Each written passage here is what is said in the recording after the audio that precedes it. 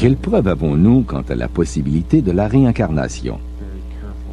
Ian Stevenson et d'autres très bons chercheurs ont documenté de façon très méthodique les souvenirs de certaines personnes et sont allés vérifier la véracité des informations recueillies. Un enfant peut, par exemple, affirmer avoir été une telle personne, vivant dans une telle ville, faisant telle chose dans la vie, vivant à telle adresse, étant marié à telle personne.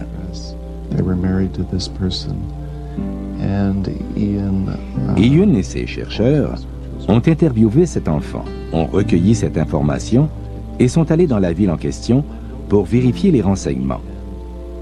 Ian Stevenson a recueilli plus de 2000 cas semblables.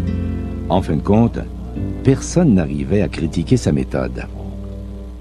Dans le Journal of Scientific Exploration, nous avons publié de nombreux articles sur la réincarnation et ils ont été rédigés principalement par le professeur Ian Stevenson de l'Université de Virginia. Sa recherche est l'exemple parfait qu'une méthodologie scientifique peut être appliquée à une chose aussi irrationnelle que la réincarnation. Une des études publiées récemment traite d'anomalies congénitales reliées à des blessures mortelles subies par des enfants qui se souviennent de leur vie antérieure. Stevenson a remarqué que les enfants qui se souviennent de leur vie antérieure vont en parler dès qu'ils apprennent à s'exprimer. Ils arrêteront entre 5 et 7 ans. Il a examiné les cas de 210 de ces enfants affligés de rares anomalies congénitales. Dans 85% des cas, il a été possible de confirmer la relation entre la blessure subie dans une vie antérieure et l'anomalie congénitale. Comme cette tache de naissance sur la poitrine d'un jeune Indien qui se souvient de la vie d'un homme qui se nommait Maharam, tué à faible distance par une balle de fusil de chasse. Ce dessin nous montre les blessures par balle qu'un homme appelé Maharam aurait subies à la poitrine.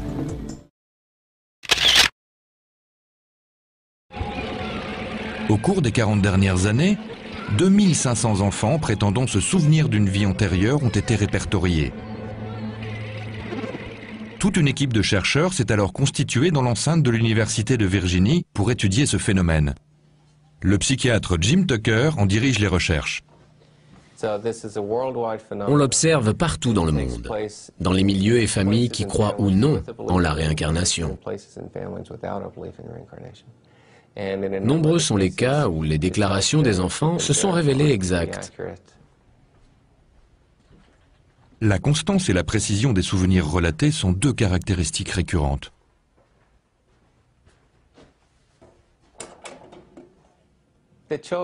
Les enfants commencent généralement à parler de leur vie antérieure à un très jeune âge, vers 2-3 ans. Certains restent purement factuels, alors que d'autres montrent de l'empathie et éprouvent de la nostalgie envers leur ancienne famille. Jim enregistre les témoignages des enfants pour ensuite rechercher un lien possible avec une personne ayant vécu par le passé.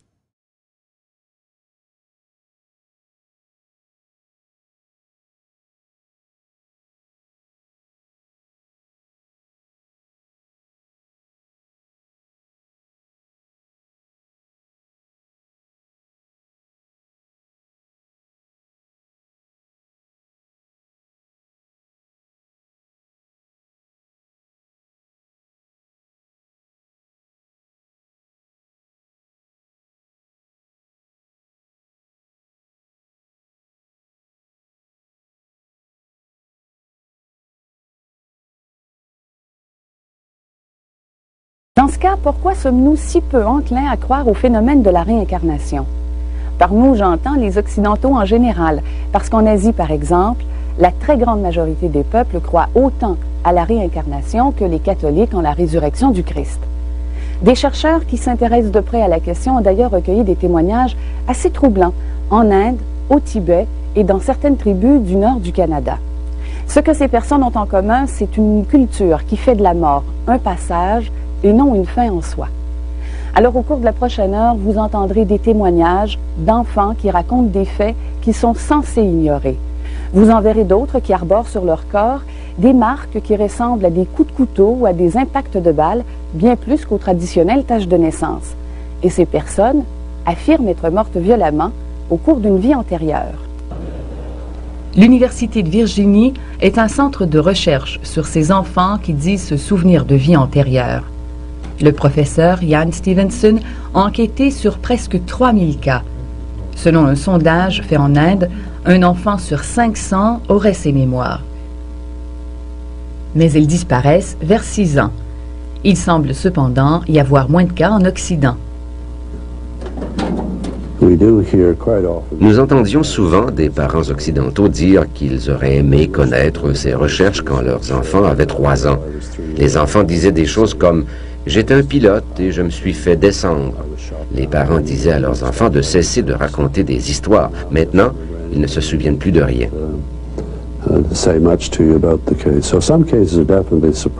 Certains cas sont définitivement oubliés en Occident, mais ils sont découverts beaucoup plus facilement en Asie.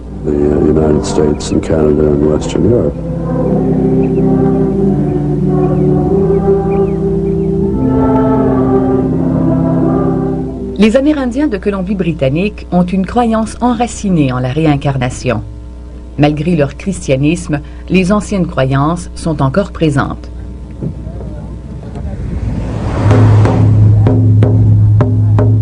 Ces croyances viennent probablement d'Asie.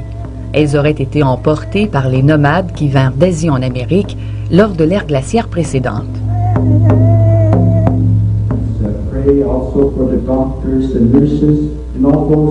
Emma Mitchell fait partie de la congrégation de Morristown, une église de la tribu de Wet'suwet'en, et elle croit en la réincarnation.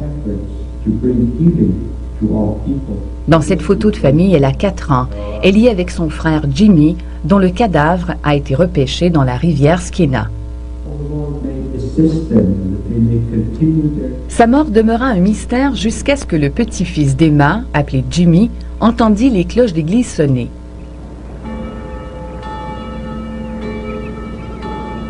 Le garçon demanda à sa grand-mère pourquoi les cloches sonnaient. Elle répondit qu'un voisin était mort. Il a demandé « Qui ?» Donald Gray, I said. Why he died, he said. J'ai dit Donald Gray. Il a dit « Pourquoi est-il mort? Il a engagé des gens pour me tuer, 3 hommes. C'est pourquoi je suis mort. » Maintenant, il est mort. Et il en a ri. La famille croit que Jimmy est la réincarnation de son grand-oncle. Il a raconté en détail comment son oncle a été battu et jeté à la rivière dans une dispute sur les droits de pêche. Gaffer le saumon dans le canyon de Morristown est aussi dangereux que ça en a l'air. Mais le statut social et la richesse en dépendent. Les autres pêcheurs doivent céder la place à un chef. Donald Gray a contesté le droit de pêche de Jimmy et cela a évolué en dispute. Ironiquement, le neveu de Jimmy est mort dans la rivière Skeena. Il est tombé ou a été jeté de cette falaise. Mais sa mort n'a pas arrêté le cycle des renaissances.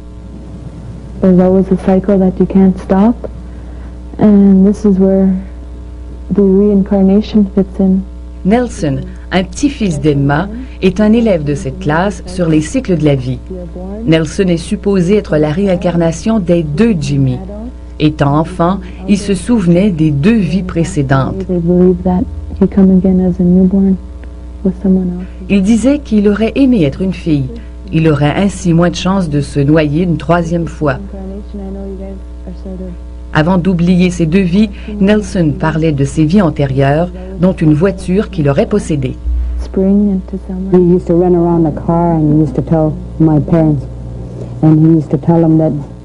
Il courait autour de la voiture et nous disait que c'était sa voiture et que maintenant les pneus étaient à plat. Il les frappait du pied, demandant « Qui lui a fait ça ?» Il n'avait que 2 ans, 2 ans et demi.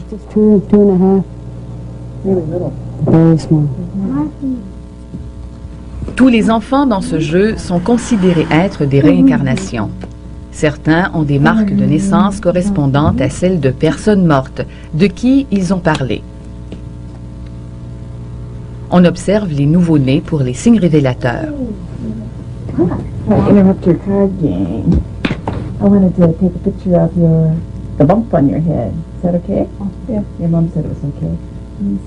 This combination of statements by the child.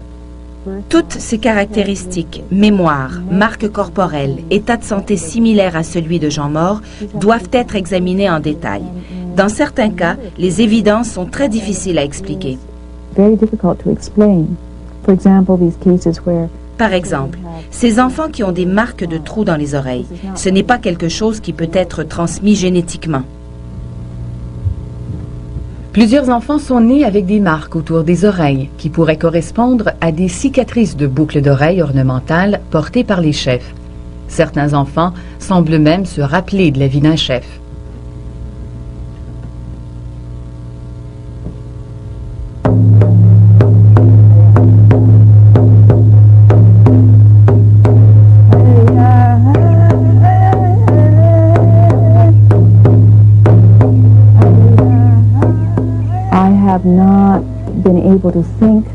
Je n'ai pas réussi à trouver d'explication pour ces cas autre que la réincarnation. Mais qu'est-ce que la réincarnation? Qu'est-ce qui se réincarne? C'est une grande question qui n'est pas du tout comprise.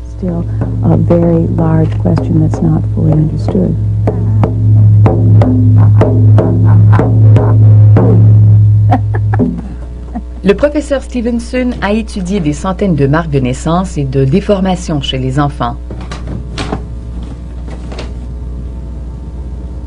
Ce jeune est né avec des marques sur la poitrine. Il se souvient de la vie d'un homme tué par une arme à feu. Ce dessin de l'autopsie contient des marques similaires.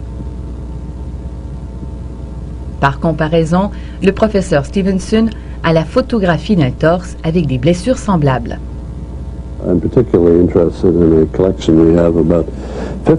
Je suis particulièrement intéressé à une série de 15 cas où les enfants ont deux marques correspondant à l'entrée et à la sortie d'une balle.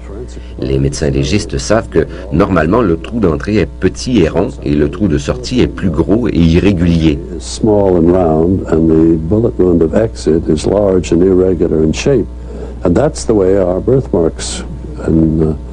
Pour la moitié de nos patients, c'est exactement le cas. Cet enfant est né sans l'oreille droite, mais avec les mémoires d'un homme qui a été tiré à la tête.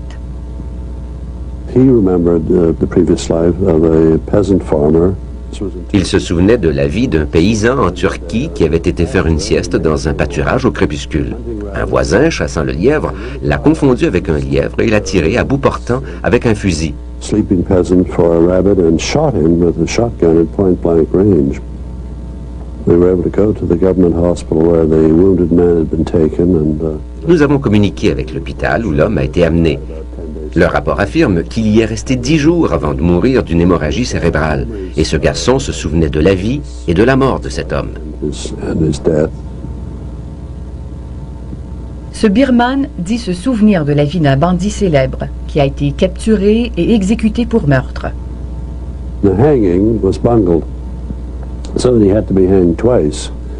La pendaison a été ratée et a dû être faite une deuxième fois. Cet homme, le réincarné, est venu au monde avec une mâchoire inférieure presque totalement absente. Sa mandibule était extrêmement petite et sa bouche tellement étroite qu'il ne pouvait l'ouvrir et devait se nourrir avec des liquides. Mais ces malformations de naissance sont rares. Elles ne sont pas cataloguées. Quelques-unes le sont, mais la plupart ne le sont pas. Find in the textbooks of birth defects, the monographs, with rare exceptions. A few of them are, but most of them are not. En 1970, dans un village du nord de l'Inde, un garçon a perdu un doigt dans une machine agricole. Il en est mort.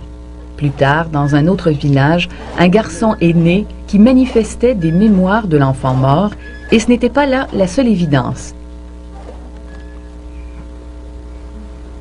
Le professeur Stevenson et le parapsychologue indien Satwan Parisha ont enquêté sur le cas de Leshpal. अच्छा लेखपाल, पहले जन्म की बातें याद है तुम्हें? यहाँ पैदा हुए थोड़े कुछ बाद जब छोटे छोटे होते तब थोड़े याद करो करते थे फिर इलाज चलते रहो जैसे पिताजी ने मोह को ऐसे शराब गांजा पियो करते थे उनने ऐसी मशीन फिराई दी तो हाथ वो कटियो हम तो वहीं खड़े रह गए वो गरिया पांच उनके सामने गिरी जान तब एकदम भड़बड़ाने भी सब कि लला हाथ कटियो तब तब तुम्हारा नाम क्या था?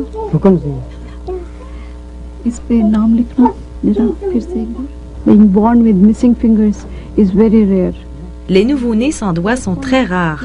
Les correspondances avec l'enfant précédent ajoutent de l'importance à ce cas.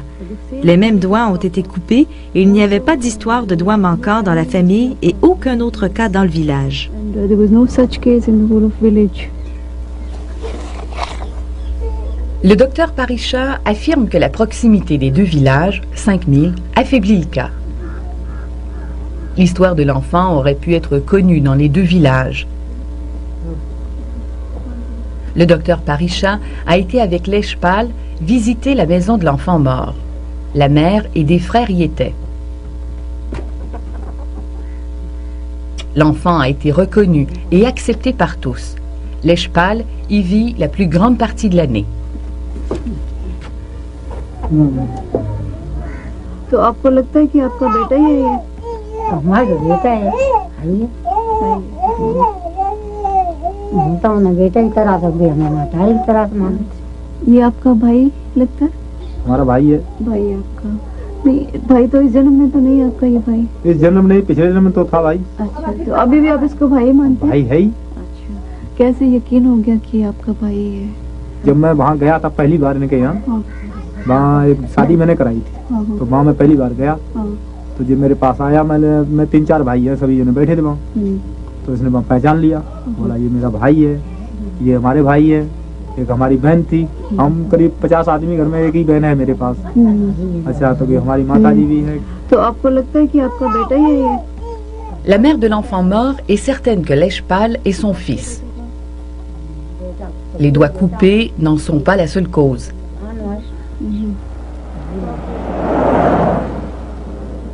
Le docteur Parisha est professeur dans un des plus gros instituts psychiatriques de l'Inde. Elle a étudié pendant 11 ans plus de 350 cas.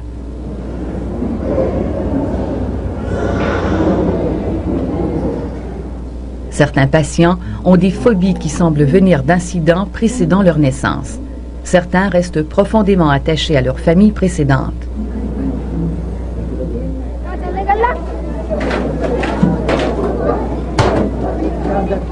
Une fillette de 2 ans qui se souvenait avoir été une petite fille qui s'est noyée dans un puits est un de ces cas. Cela se passait dans un village dans le nord de l'Inde. Aujourd'hui, Manju Sharma est une jeune femme mariée qui a 2 filles. Elle habite la ville sainte de Brindavan.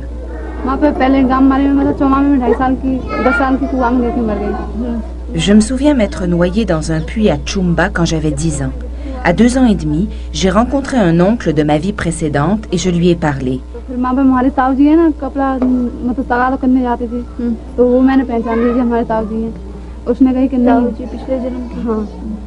Il a dit, notre enfant est mort. J'ai insisté. Il m'a alors envoyé ma mère. Elle est venue et a été très affectueuse. Elle m'a prise et m'a donné des bonbons.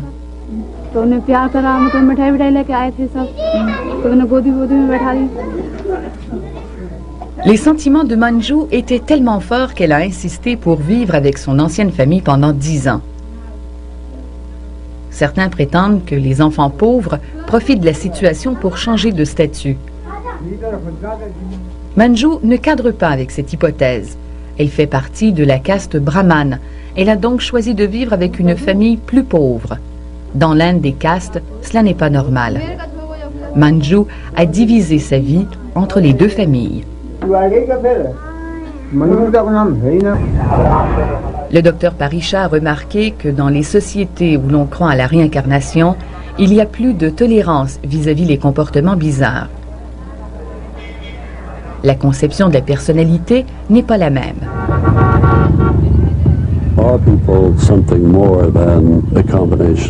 Est-ce que les gens sont plus que des gènes et une influence familiale? Regardez comment les parents occidentaux considèrent leurs enfants. His or her child. It's exactly the same as one regards an automobile that's come off a factory line. Ils ont le même regard que sur une voiture. Il n'y a rien avant que ses boulons, ses vis et ses pièces ne soient assemblés et peinturés. C'est la vue normale qu'ont les parents occidentaux. They make the child. The attitude is quite different in countries where there's a belief in reincarnation. L'attitude est différente dans les pays où l'on croit à la réincarnation. Il y a la conception d'une troisième composante précédant la naissance. L'enfant a donc une certaine responsabilité quant à son développement et à ses actions. D'une troisième composante précédant la naissance. L'enfant a donc une certaine responsabilité quant à son développement et à ses actions.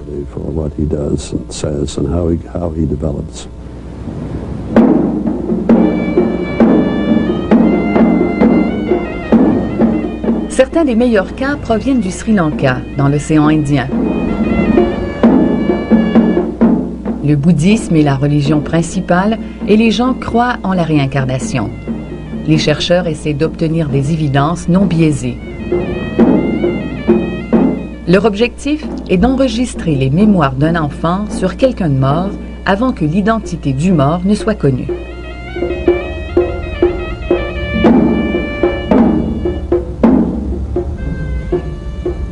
Le professeur Erlendur Haraldsson de l'Université d'Islande a enquêté sur plusieurs cas sri-lankais.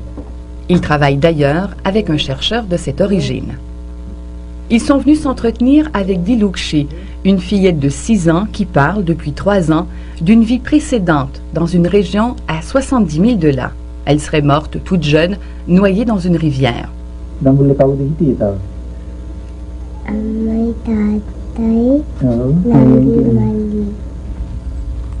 Dilukshi se souvient encore d'une autre famille au complet, parents, frères et sœurs. Un journal de Colombo a publié les mémoires de Dilukshi avant que l'on trouve la personnalité précédente. L'histoire a été lue par le père de la fillette morte, qui affirme que l'histoire de Dilukshi est similaire à la vie et à la mort de sa fille Shiromi. Les journalistes ont amené Dilukshi dans la maison de Shiromi, où elle a reconnu plusieurs personnes.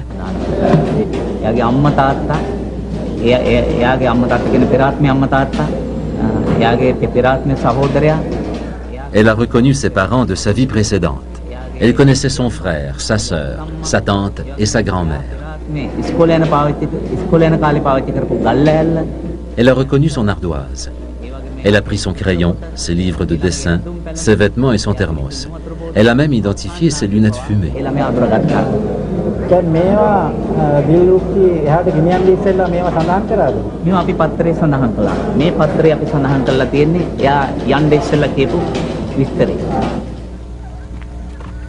Nous avons filmé une autre réunion entre Dilukshi et les parents précédents. Avant que les journaux les réunissent, ces familles ne se connaissaient pas. Ils vivaient dans des régions distantes de l'île. Un manque d'aise existe encore entre eux. Dans une visite précédente, le père de Shiromi a donné à Dilukshi un sifflet en argent. La première fois que Dilukshi a vu la mère de Shiromi, elle a dit « Mère, je reviens enfin à la maison ».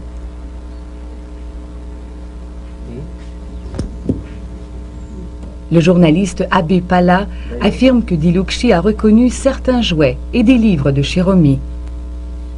Shiromi s'est noyée à 10 ans dans cette rivière proche de chez elle, 1 an avant la naissance de Dilukshi. Dilukshi a mené la troupe jusqu'à l'endroit où elle se souvient être tombée et avoir frappé sa tête contre une roche, exactement où Shiromi s'était noyée. Elle avait déjà identifié ce lieu lors d'une visite précédente avec le journaliste Abe Pala.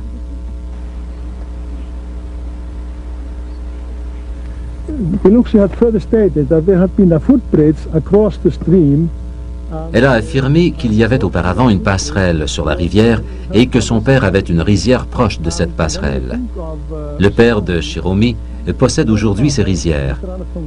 Mais il y a bien eu une rizière ici et il y a bien eu une passerelle sur la rivière à cet endroit. Toutes ces affirmations collent très bien à la vie de Shiromi.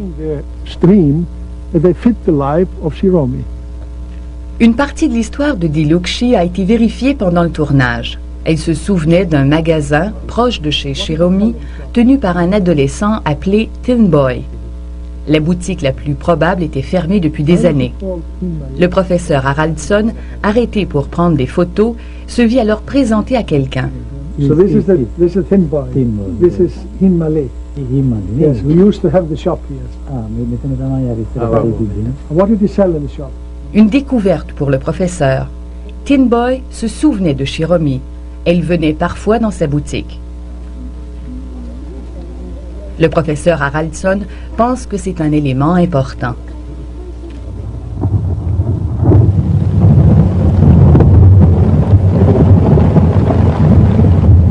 Un père accompagne sa fille de l'école à la maison pendant un orage sri-lankais. Subhashini, une enfant de 10 ans, a peur des orages. Durant un autre orage, lorsqu'elle avait 3 ans, elle a parlé à ses parents d'un glissement de terrain pendant un orage électrique. Cela se passait sur une plantation de thé. Elle avait alors, dit-elle, d'autres parents. Elle n'a plus ses mémoires. Elle a cependant peur des orages. Sa mère se souvient de ce qu'elle disait.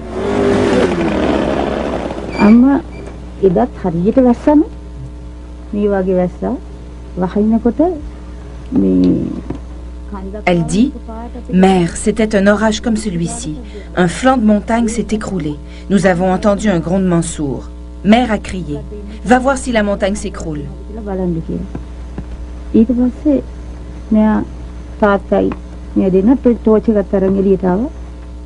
Père et moi, nous sommes allés voir, nous sommes restés pris dehors et j'ai couru jusqu'ici.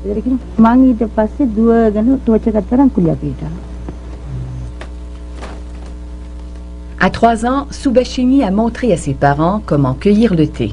Elle a décrit dans le détail les buissons, malgré qu'il n'en poussa pas où elle vivait. Elle a dit que, sauf sa famille qui était singalaise, les cueilleurs étaient tamouls. Ils vivaient en ligne, ce que ses parents de la classe moyenne ne comprenaient pas.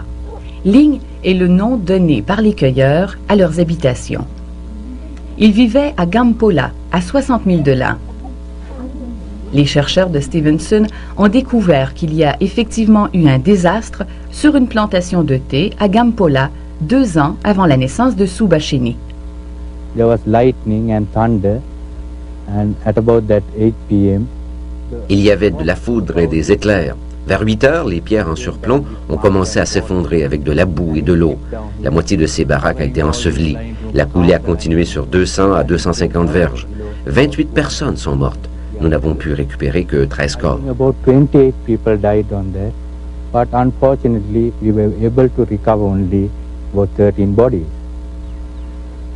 Les documents sur le désastre confirment que les morts étaient tamouls, sauf pour une famille singalaise.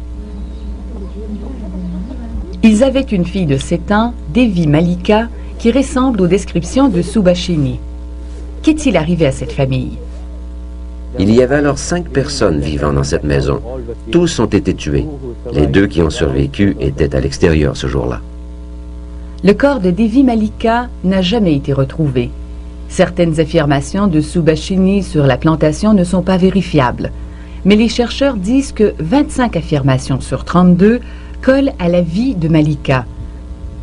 C'est un autre cas qui ne peut pas être attribué à la volonté de changer de classe sociale pour une plus riche. Cette jeune fille n'avait donc aucune raison de s'inventer des liens avec une famille encore plus pauvre que la sienne. Ce fait en particulier force les plus sceptiques à croire son témoignage. Que dire maintenant de la prochaine histoire, celle d'un petit garçon qui, avant même de savoir parler, avait tout de la personnalité d'un moine bouddhiste. Comment peut donc faire un petit bonhomme de 3 ans pour inspirer autant de respect que le ferait un vieux sage?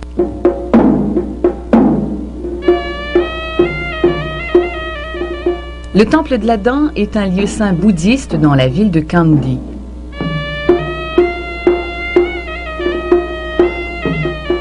On dit qu'un moine de ce temple s'est réincarné dans un enfant de la ville.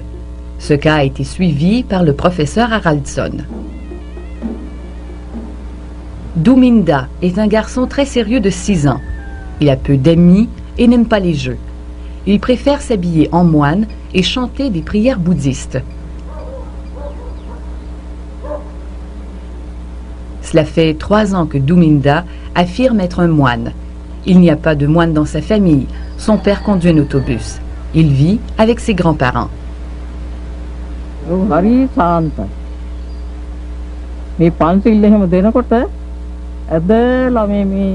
Il se réveillait de bonne heure, s'enroulait dans une serviette et sortait. Un jour, il a vu un prêtre prendre le bus. Il a crié « Regarde, les prêtres s'en vont. Moi aussi, je veux aller au temple d'Asgiriya. »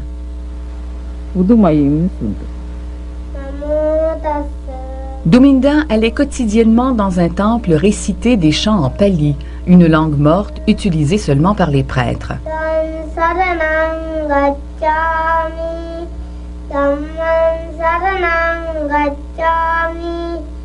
Sa grand-mère connaît ces textes, mais affirme ne lui avoir jamais appris. Elle dit même avoir appris un texte de l'enfant. Ce dernier dit que personne ne lui a appris ces textes.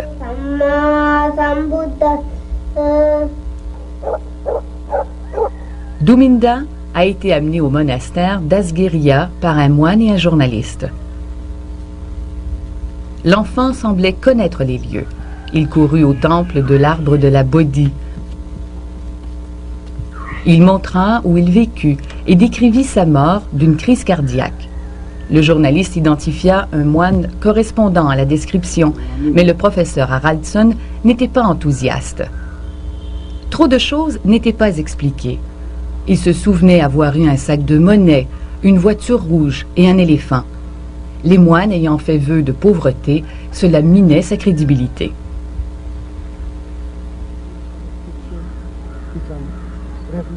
Cette photographie a tout bouleversé. Haraldson lui a montré. Il l'a pointé et a dit « C'est moi ». C'était l'ancien abbé du monastère d'Asgiriya, Gwenepana, mort en 1929. Haraldson a trouvé le portrait sur un mur du temple de la dent. Soudainement, l'histoire de Duminda avait un sens. Duminda made claims of possessing things that you rarely find in the possession of monks. Duminda affirmait posséder certaines choses rarement possédées par les moines. Le sac de monnaie, par exemple. Seulement les abbés ont un sac de monnaie. Secondement, il a affirmé avoir une voiture. Nous avons appris que seulement 2 abbés avaient eu une voiture. 2 témoins pouvaient confirmer la couleur rouge de la voiture de l'abbé Gunpana. Claimed to remember the color of Abbot Gunpana's car, and they stated it was red. He also claimed to have had an elephant. Il dit avoir eu un éléphant. Nous avons découvert que seulement 2 abbés avaient eu un éléphant. Gunpana a été l'un d'eux. Duminda est retourné où il se souvenait avoir habité, mais là, sa mémoire a fait défaut. L'abbé, dans ses dernières années, vivait à côté. Duminda se trompait-il? L'abbé habitait-il ici auparavant? Quand Duminda est venu la première fois, il saluait les moines adultes, mais ne saluait pas les novices. Et cela, dit-il, parce qu'il avait enseigné aux novices. À toutes les visites de cette maison, Duminda a toujours parlé des mêmes objets. What did he keep in the cupboard?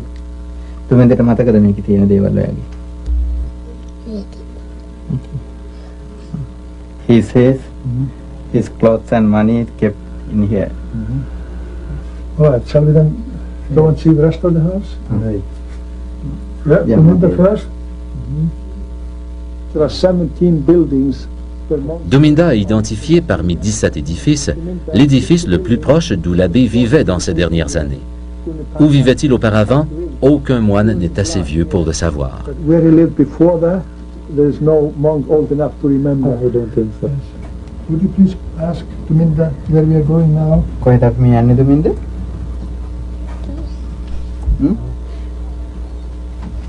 Kau dah punya hari? Kau ada tapi hari? Lagi kamar itu. He says his room here. This was his room. Oh yes. He was living here. Lagi ada tipu ni kau ini. His bed has been here. His bed was placed here. Yeah. Yes. That's also the same thing he told when he was brought here for the first time. Yes. What do the monks think of little Duminda? How do they consider his case? The recognitions made by Duminda Les premières identifications faites par Dhominda ont convaincu certains moines. Les autres identifications ont renforcé leur croyance en la réincarnation. Strengthen their conviction in the belief of reincarnation.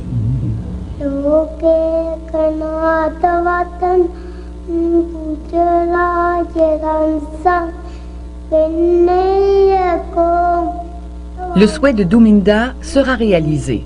Ses parents sont d'accord pour qu'il entre au monastère dans un an. Au temple, il a récité d'autres chants en pali, dans un qui n'était pas connu des moines.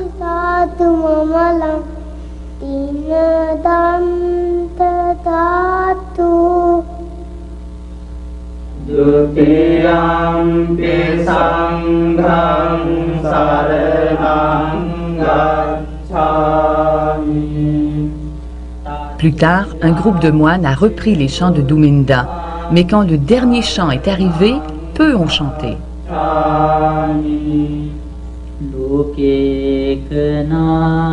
Seul le plus vieux moine a pu continuer, mais il a dû regarder dans un livre.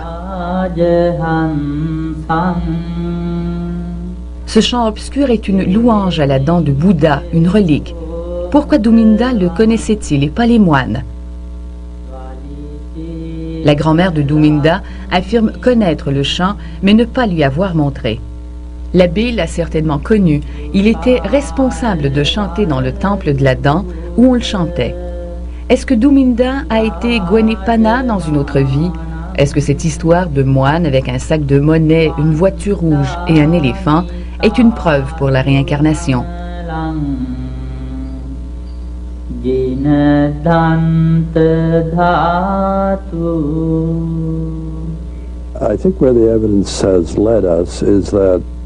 Je crois que les évidences nous permettent de croire à la réincarnation sans nous appuyer sur des traditions religieuses, sur des écritures ou sur des traditions orales. Mais les évidences ne sont pas parfaites. Tous les cas ont un défaut à un endroit ou à un autre. Mais une centaine de cas est suffisamment solide pour considérer la réincarnation comme une possibilité. Il y a des milliers d'années, l'Égypte pharaonique construisait des pyramides pour y honorer ses morts avec la conviction de leur retour prochain. La Chine a aussi construit d'immenses tombeaux pour y abriter ses empereurs en attendant leur résurrection. Encore aujourd'hui, la religion tibétaine repose sur la réincarnation du Dalai Lama, génération après génération. Malgré cela, les Occidentaux ont encore beaucoup de difficultés à croire à ce phénomène qui passe pour presque banal ailleurs.